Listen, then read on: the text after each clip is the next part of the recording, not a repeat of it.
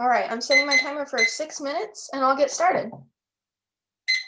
For at least 6 years before World War II, as Germany violated treaty after treaty, became increasingly totalitarian, rearmed its military, and prepared for war, the Allies watched and did nothing. Rabbi and retired Israel Defense Force Colonel Eliezer Schenwald wrote, quote, "This war, which killed 60 million people, was preventable," end quote. This grave example illustrates why I am resolved that preventive war is ethical. Preventive war is defined by the U.S. Department of Defense as, quote, "a war initiated in the belief that military conflict, while not imminent, is inevitable, and that to delay would involve greater risk," end quote. Now, I'd like to elaborate on what it means to say preventive war is ethical, starting with resolutional analysis 1, under the right circumstances. Under the right circumstances. In this corrupted world, anything can be done in an unethical way. Just because preventive war isn't the best policy option all the time doesn't negate the resolution. The resolution doesn't mean every single preventive war ever waged was ethical. That would be an unreasonable standard. Rather, the standard is, can the principle of attacking before being attacked be ethical? This leads me to resolutional analysis 2, significant threat. Significant threat. As the definition states, a government wages preventive war when they believe conflict to be inevitable. This means they're certain that nothing else can be done to avoid war, and that to wait any longer would involve even greater risk to their citizens. Merriam-Webster defines ethics as, quote, "the discipline dealing with what is good and bad, and with moral duty and obligation." My value for today's round is justice. Justice is defined by Webster's 1828 dictionary as, quote, "the virtue which consists in giving to everyone what is his due," end quote. Defining just or someone's due is key to defining moral duty and obligation. Thus, justice is a measure of ethics and a standard that needs to be met when determining whether or not something is ethical. This leads me to my criterion for an ethical war, which is self-defense. Let me explain further in contention 1, self-defense justifies war. A government's primary duty is to protect its citizens. But at what point does that outweigh their obligation not to harm other countries? Swiss lawyer Aimé de Vattel argued in his 1797 work, The Law of Nations, that, quote, "defensive war is just when made against an unjust aggressor. This requires no proof. Self-defense against unjust violence is not only the right but the duty of a nation and one of her most sacred duties," end quote. As de Vattel saw, a nation gives up their rights to not be injured when they injure first. Thus, defensive war is justified. This leads me to my second contention, preventive war is self-defense. Preventive war is self-defense. While preventive war is before violence has occurred, it's not necessarily before a harm has occurred. If someone's about to attack you and you act in self-defense, the famed theologian and philosopher Augustine argues the aggressor was already guilty because of his intent to attack. And as argued by highly distinguished professors Alan Buchanan and Robert Cohane, they have, quote, "wrongfully imposed an especially high risk of serious harm," end quote.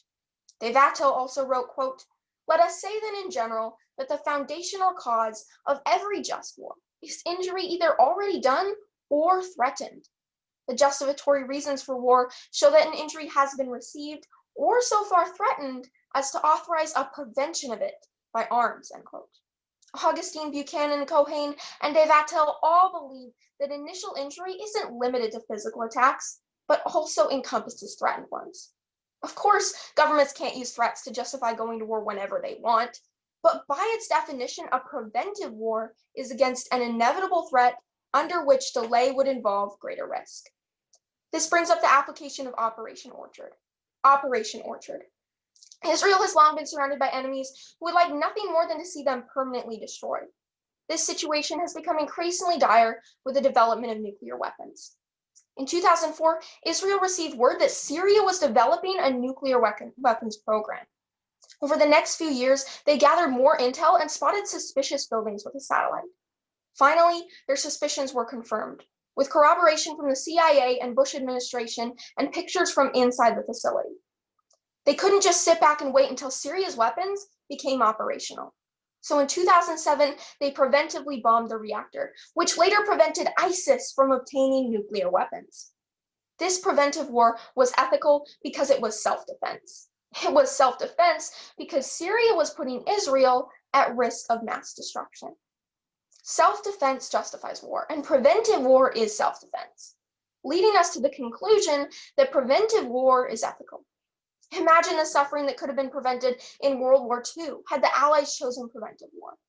Prime Minister of England Winston Churchill once said, quote, "Up till 1934 at least, German rearmament could have been prevented without the loss of a single life," end quote.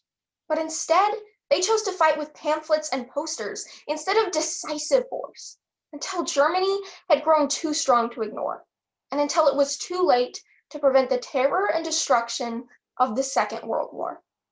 We see through World War II and Operation Orchard that when a nation is threatened with this unacceptable level of risk, the ethical action is to preserve justice and prevent serious loss of life, perhaps even the loss of a single life.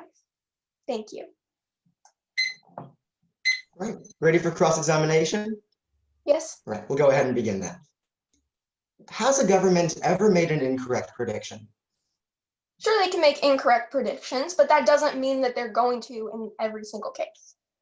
All right. Now, regarding the definition of preventive war, it's waged when war is not imminent. Is that correct? Correct. Not imminent, but inevitable. And can we agree that standard of imminency is the difference between preemptive and preventive war? Yes, I would agree with that. And preemption is still something that can happen under a negative ballot, correct? Yeah, I would agree with that. Right. Now, is it your belief we're only looking at today's topic under the perfect circumstances for preventive war? No, that's not what I'm saying at all. I'm just saying that just because it's not the best option to use all the time doesn't mean it's not ethical when it is the best option. I see. But just to confirm, we both agree we're not looking only at the exact perfect circumstances where preventive war works, correct? No, but I'm saying that anything can be abused, and when it's not necessary, that doesn't mean that that example proves it unethical. All right. And preventive war is waged in the belief of inevitability. Is that right? Correct. A reasonable government's belief based on observable facts. Right. And can we also agree that while examples can help illustrate principles, the ultimate focus of this round is on the logic and philosophy behind preventive war? Well, I think applications go to show the principle, because if preventive war was inherently unethical, we wouldn't have excellent examples of it. Absolutely, but the focus is on the logic behind the concept itself, right? I guess we could put that as a higher priority, yes. So talking about the value of justice, is it unjust for a government to harm their own citizens? Well, deliberately, yes, if they don't deserve to be harmed. Okay, now is self-defense a requirement for war to be just? Yeah, I believe it is a requirement, because Perfect. you have to. So just to confirm, wars that are not self-defense are not ethical and not just, correct? Well, I suppose if you're protecting other people, then in that case it would be just. But that's not what we're looking at in today's round. Well, in today's resolution, wars that are not self-defense are not just, correct? When we're looking at preventive war, I'm not talking about humanitarian intervention or other types of wars. I'm not saying those aren't ethical. Okay. Now, is self-defense the only requirement for a war to be just? No, like I said, there's humanitarian intervention. But in this round, in regards to preventive war, because it's self-defense, that justifies it. Sure, well, think about it like this. If we say use self-defense to kill one terrorist, but in the process killed 200 innocent people, that would not be just, would it? Well, that wouldn't be self-defense because those 200 people haven't done anything against you. The only self-defense would be against killing the terrorist only. All right, but it would not be just to kill those innocent people, correct? If you did it deliberately, of course. If it was by accident, we could debate about that later. But the fact is that's not self-defense. And finally, if America were to see that Russia were to be an inevitable threat, say 3 years from now, would it be self-defense to nuke them right now? It depends on if there's an increasing risk and delay would cause defeat. Thank you for your answers, Erin. I'll go ahead and begin prep.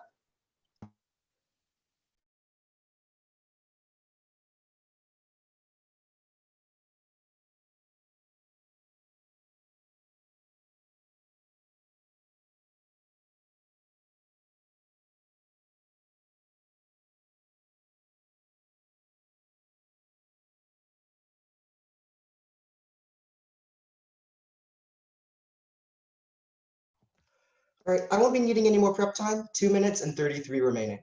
I'll assume we're all good to go, and I'll go ahead and begin the 7-minute speech.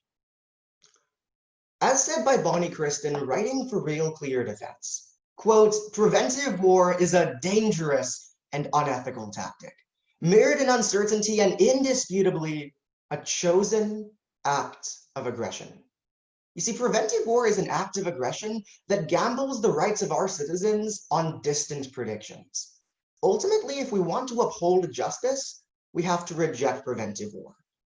But first off, I want to start at where we agree. I'll agree to my opponent's definition of preventive war and the value of justice. I'll actually be showing how preventive war violates justice in two ways. But I have some clarifications on her resolutional analysis. My response to the idea of right circumstances is of not in the resolution. Today's topic does not say preventive war in the right circumstances is ethical, but just as a general rule, it is ethical. My response to the second point of resolutional analysis of significant threat is of belief. Erin and I agreed in cross-examination. Preventive war is waged in a belief of inevitability, not when there objectively is a threat, but when a government perceives one. And that will be really important as we move forward. But I have one point of resolutional analysis of my own. That's of is, not can. Today's topic says preventive war is ethical, not that it can be ethical. Erin and I agreed in cross-examination the focus of this round is on the logic behind preventive war. Meaning even if there's certain circumstances where preventive war could be an effective option, does not mean it is ethical. And that moves me into my one simple contention, that preventive war violates justice.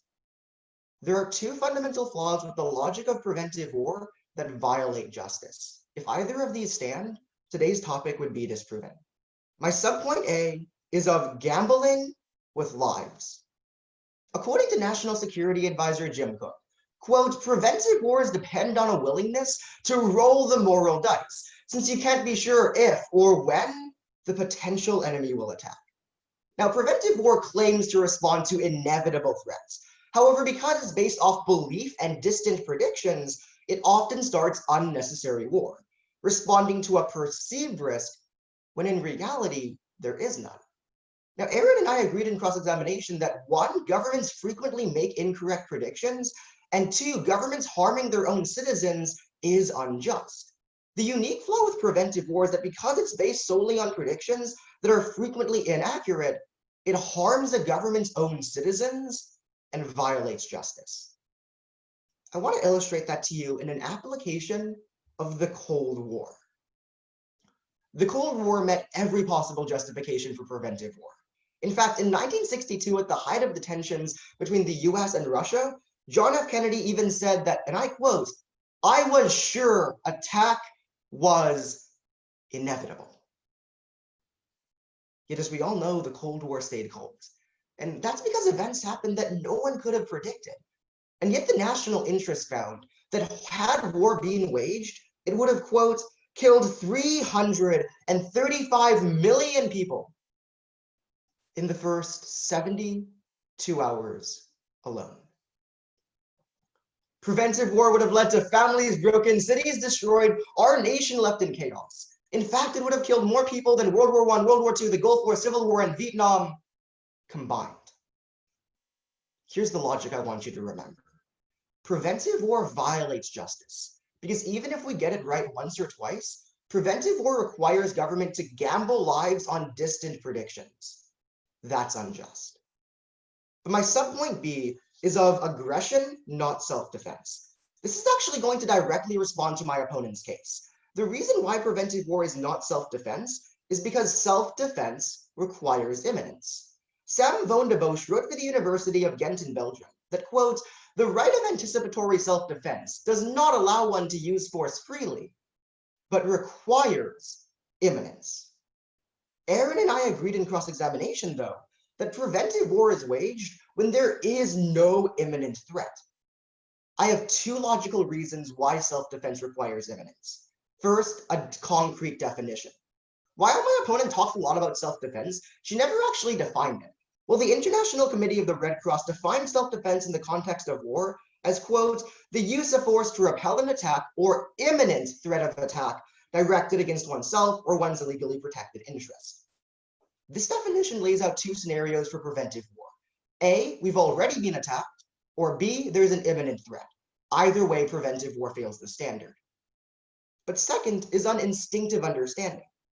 Think about it like this. If America were to nuke Russia right now because we thought they might be a threat in, say, 3 years from now, would that be self-defense?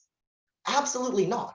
We all instinctively understand that for something to be self-defense, there has to be imminency. And the reason why that matters is Erin and I both agree, wars that are not self-defense are not just.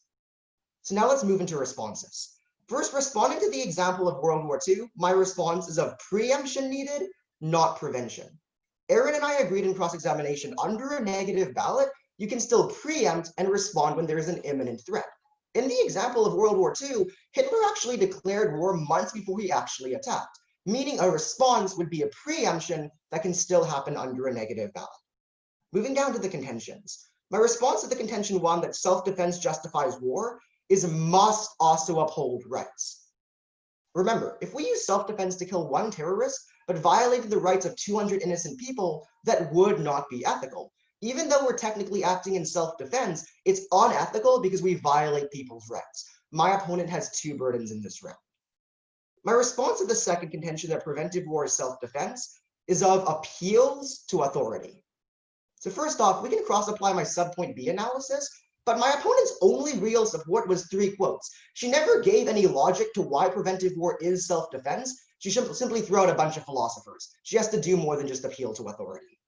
Finally, my response to the example of Operation Orchard is of already at war.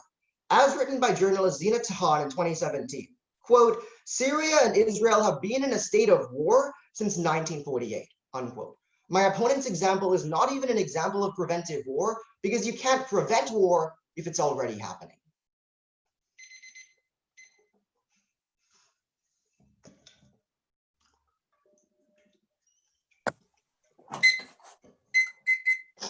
Hi, Kyle. Congratulations on making it to the finals round.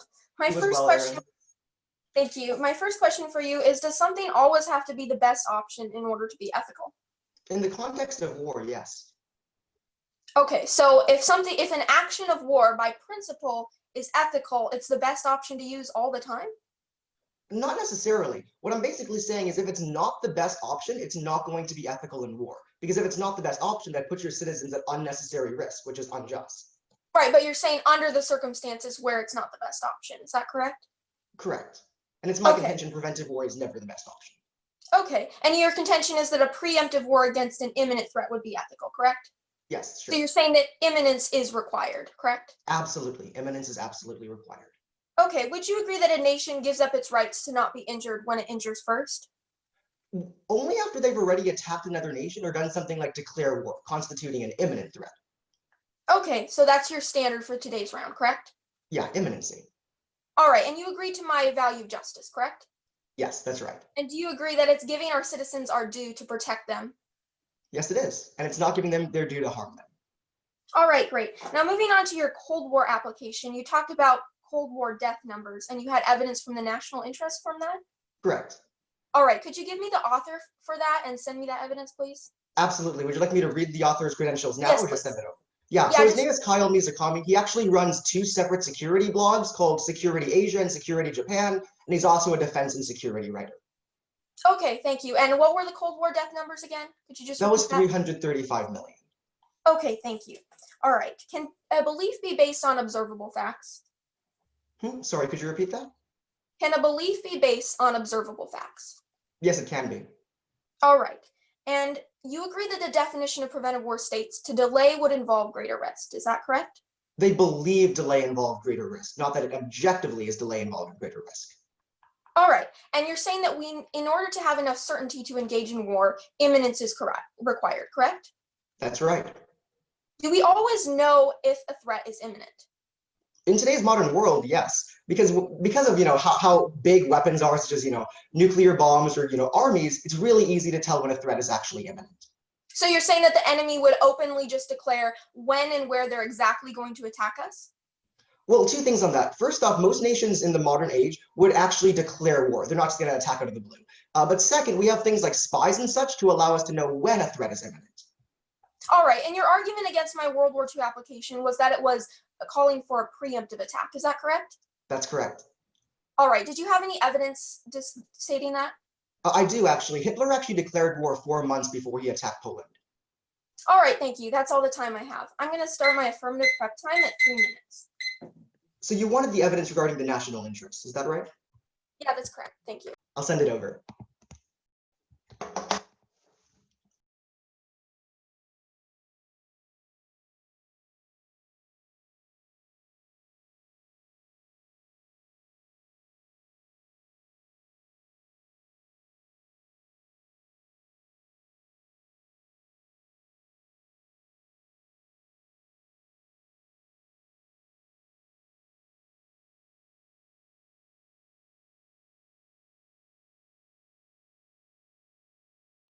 It's sent in the chat.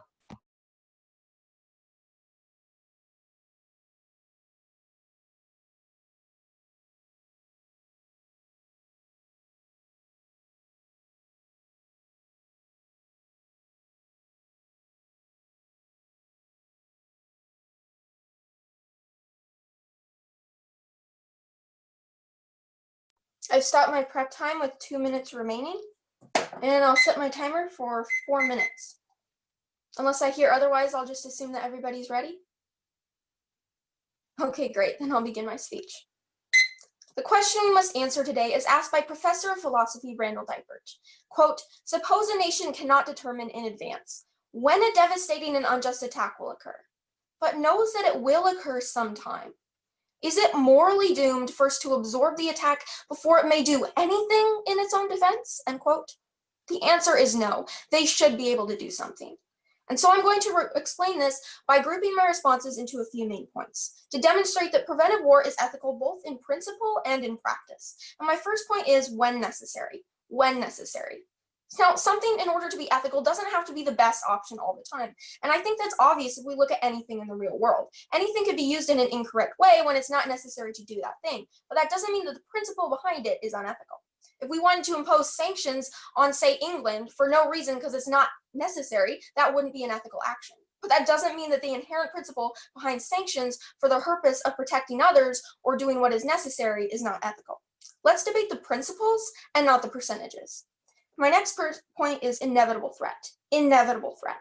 Now, Kyle has talked a lot about a government's belief, but remember that it's the word belief coupled with the word inevitable. In the case of both World War II and Operation Orchard, they had significant certainty of an actual threat.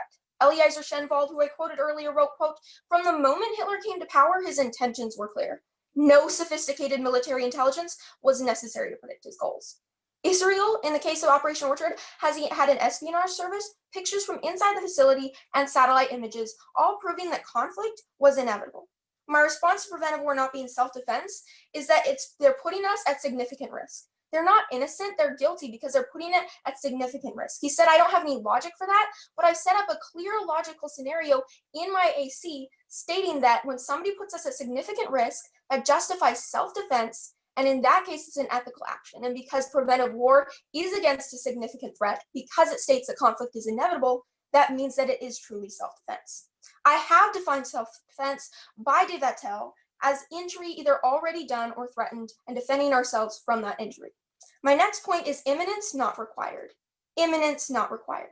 If there's a rising threat and we don't know when they're going to attack, but we do know that they are intending to, then we have to protect our citizens when delay would cause defeat.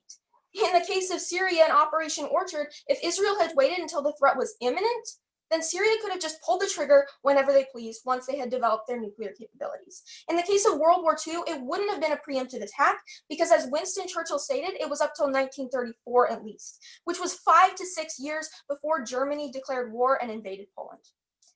My final point is examples demonstrate principles. Examples demonstrate principles. If preventive war was inherently unethical, then we wouldn't have these excellent examples of preventive war should have been used and was used in an ethical way. In the case of Operation Orchard, my response to them being in a state of war was fits definition. They have been in a state of war since 1948, but they weren't an open declared conflict. They were protecting themselves against a non-imminent threat and not an imminent threat or a past threat. Also, experts agree. Dr. Scott Silverstone, Dr. William Spaniel, Dr. Warren Bass, Dr. Richard Haas, and the James Martin Center for Nonproliferation Studies all agree that Operation Orchard was a preventive war. Now, in the case of the Cold War, my response is not best option. Just because preventive war wasn't the best option in the Cold War doesn't mean it's inherently unethical. And also, we still use force during the Cold War in the invasions of the Dominican Republic, Nicaragua, Grenada, Libya, Panama, and during the Cuban Missile Crisis. And finally, his example of the deaths during the Cold War is taken out of context. I have his evidence right here, and it states that would be a preemptive full-scale attack after Russia had already launched an attack against us, not a case of preventive war. Thank you. All right, I'll begin prep time, 2 minutes 33.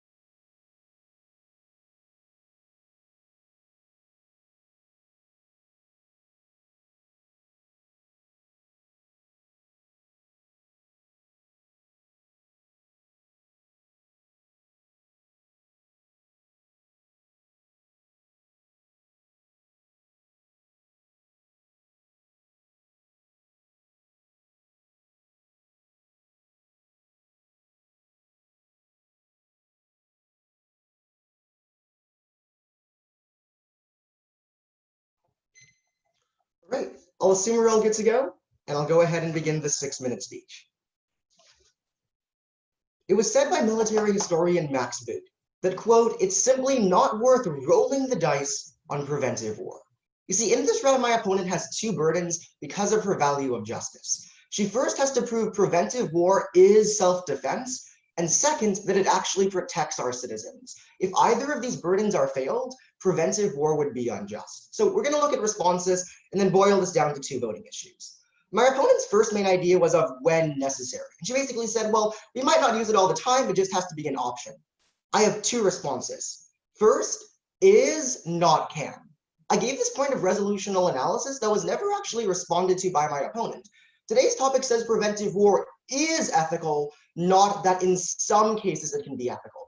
Under an affirmative ballot, you're not just granting permission to use it for, nations we like the United States. We're granting universal permission to preventive war. But my second response is of effective does not equal ethical. Even if there are one or two isolated circumstances where preventive war could be effective, does not mean it's just. For instance, if we were to just bomb every single nation around us, it would be impossible for them to attack our citizens. That would be the most effective way to protect our citizens. Would it be just? Absolutely not. Because preventive war is not self-defense, even if in some cases it can have a good result, does not mean it's ethical. Her second main idea was of inevitable threat. My response is of distant predictions. It was said by National Security Advisor H.R. McMaster that we have a perfect record in predicting future wars. And that record is 0%. Further, Robert Gates, the former Secretary of Defense of our nation, once said that, quote, when it comes to predicting our next military engagements, our record has been perfect. We have never once gotten it right. You see, what preventive war requires a government to do is predict war when threats are not immediate, but years or even multiple years down the road. The impact of that is of unjust, unnecessary conflict. We saw that clearly in the Cold War. But now let's talk about aggression, not self-defense. My opponent had two responses. She first said significant risk, and second, imminence not required. I'm going to group respond with two responses. First, can't punish intent. Think about it like this. If someone has a thought that, like, let's say someone's walking by a bank and they think, I might want to rob that bank. Just because that person thinks that doesn't mean you can send them to jail. You can only send someone to jail or act in self-defense when they've actually committed an action. The reason why imminence is required is because preventive war says an action is self-defense when someone has not actually taken any actual action against you. But my second response is of uncontested logic. I want to recall you back to the analogy I gave in my last speech that was never responded to. And I want to pose you this question. If America thought it was inevitable that Russia would attack us in 3 years from now, would it be self-defense to bomb them right now? The only way my opponent can justify preventive war as being self-defense is to answer yes to that question. Yet as we all instinctively know, that would not be self-defense. Why? Self-defense requires imminence. We can't punish intent. We can only punish imminent action. Let's talk about the examples. She said Operation Orchard fits the definition. My response is imminent threat. They're already at war. That means war is imminent. That's the very definition of being at war. But next off, regarding the Cold War, she basically said that I took this number out of context and it talked about preemption. My response is mass death regardless. It doesn't matter when we would have striked. I think we can all agree if war broke out in the Cold War, it would have killed millions. Nuclear war kills people. But before we go into my voting issues, I want to talk about two main ideas, essentially to think about as we go into Erin's next speech.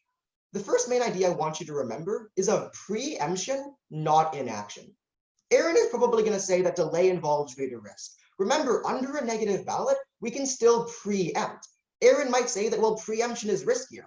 But remember this, really the difference between preemption and prevention can really be as much as just a couple of days to make sure a threat is imminent.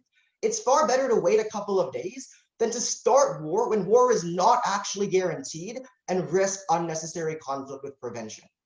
Ultimately, under a negative ballot, you're not choosing pacifism, you're waiting for a threat to be imminent to act in the most safe and best manner. But the second idea is of appeals to authority. Throughout this round, Erin has read a lot of quotes, but in very few of her points has she actually given logic to back that up. And we're going to be talking about that more in two voting issues. Voting issue 1 is that self-defense requires imminence. I want to give you two reasons for that. First is the definition I gave. My definition was a modern definition of self-defense in war. Because war evolves because of modern warfare, we have to be looking at the modern definition, which specifically says self-defense requires imminence. And second is the instinctive understanding. We all know nuking Russia right now would not be self-defense because they're not an imminent threat. So my opponent fails her first point. Self-defense requires imminence. Preventive war by definition has no imminence. Therefore, it's unjust and not self-defense. But voting issue 2 is preventive war violates justice. This is my opponent's second burden. And again, if either one of these voting issues stand, preventive war would be unjust. Erin and I both agree. Government harming their own citizens is unjust. We saw clearly in the Cold War, preventive war would have killed 335 million. That's not giving people their due. But the ultimate logic is this. Preventive war starts war on distant predictions that are inaccurate, that lead to unjust, unnecessary conflicts. Thank you all so much for your time today. It's been a pleasure speaking for you. I'm starting my affirmative prep time with 2 minutes remaining.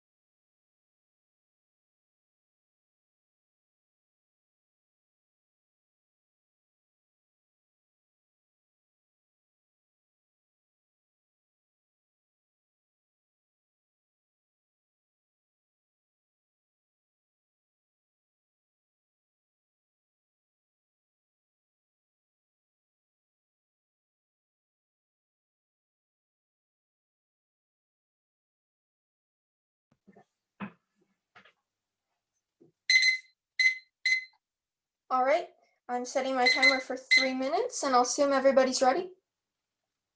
Great, then let's get started. Prime Minister of England Winston Churchill said, quote, "Up till 1934 at least, German rearmament could have been prevented without the loss of a single life," end quote. If we want to talk about gambling with lives, let's talk about not acting when we know that a threat is inevitable and that to delay would involve greater risk.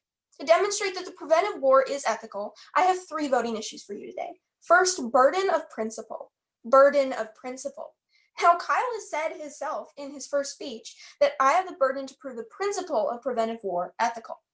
So his arguments about it not being ethical all the time and that it's a can statement, or that I'm saying a can statement and can is not the same as is, does not apply because I'm talking about the principle of preventive war as he agreed and not every single percentage of when it is ethical in the real world. He said that I have to have universal permission for everybody to go ahead and use preventive war. That's not reasonable at all. Like I said, if we wanted to impose sanctions against England, that wouldn't be ethical in that circumstance, but we would never say that imposing sanctions is never ethical.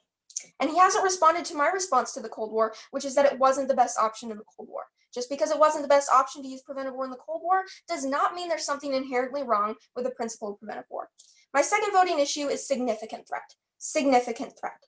See, Kyla said that we could just bomb everyone if we use preventive war, but it's not just about intent. It's also about increasing risk. It wouldn't be ethical to just bomb Russia unless 1, we had evidence of an inevitable threat, and 2, we had evidence of increasing risk. Only then would it fit the definition of preventive war. And he also hasn't responded, going back all the way to my first speech, of all the logic stating that when someone has put us at significant risk of mass destruction, then it is putting us at increasing risk, then they have done an injury to our country, and then it is objective self-defense. My third and final voting issue is price of inaction. Price of inaction. He keeps on saying that imminence is required, but he didn't respond to the fact that in Operation Orchard, if we had waited until imminence, if Israel had waited until imminence, it would have been too late. And in the case of World War II, again, according to Eleazar Schenvold and Winston Churchill, it was 5 to 6 years prior to when Germany declared war when they should have attacked. Because by the time it was imminent, it was too late because Germany had grown too strong to be defeated. He hasn't responded to the argument of increasing risk, which is inherent to the definition of preventive war. Today, you've heard from a colonel, a philosopher, a lawyer, distinguished professors, and you've heard Churchill's words that 60 million lives could have been saved in World War II. And you've heard that many millions of lives probably were saved in the case of Operation Orchard. If preventive war was inherently unethical, we wouldn't see that ethical example in the real world. If this tragedy of history of World War II were ever to repeat itself, ask yourself, what should we do to protect the lives of our citizens? Thank you. Great round, Good Erin. job, Thank you all guys. so much for your time. Thank you for your time. Great job, Kyle. Great job, guys. Well, goodbye, everyone. Have a great rest of your day. Bye, you too.